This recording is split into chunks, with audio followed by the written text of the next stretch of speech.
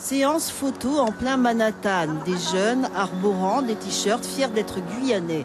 Image quelque peu insolite à 16h sur la 7e avenue de New York, la ville mythique. Non loin, Alizée Uterrin veille, ce sont ses protégés.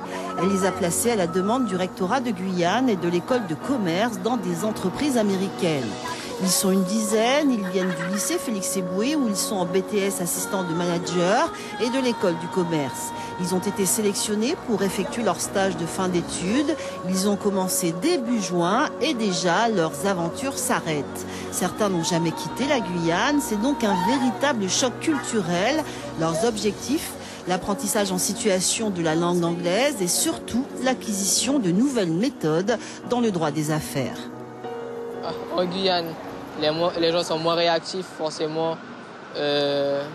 Par exemple, au monde des affaires, au niveau du relationship qu'il y a entre le monde de l'entrepreneuriat et les consommateurs ici, c'est réellement différent. Ici, ça va beaucoup plus rapidement. Ça a été un choc parce que c'est ma première fois, c'est la première fois que je voyage et pour moi, c'est une très belle expérience parce que c'est vrai que c'est pas tous les jeunes de Guyane qui ont cette chance et je trouve que j'ai vraiment de la chance de vivre ça et puis de me donner à fond pour mon stage. New York, c'est une très très grande ville. Je me suis dit, est-ce que j'allais y arriver et au niveau de la langue et tout ça. Et excitée aussi de découvrir autre chose, d'autres personnes, d'autres cultures. Et franchement, en venant ici, c'était une vraie expérience, une grande découverte. C'est la deuxième année consécutive qu'Alizée Uterrin initie un tel projet éducatif.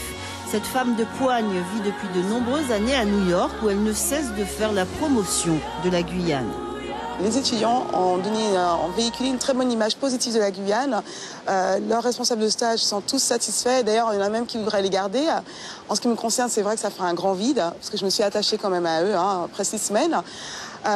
Bon, bien sûr, il y a toujours un petit point négatif. Alors, ce que je voudrais souligner, c'est la ponctualité.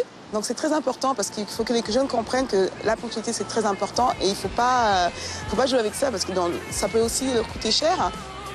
Des tranches de vie inoubliables à marquer d'une pierre blanche. Les stagiaires âgés de 19 à 22 ans ont vécu un rêve éveillé, le rêve américain, preuve que tout est possible.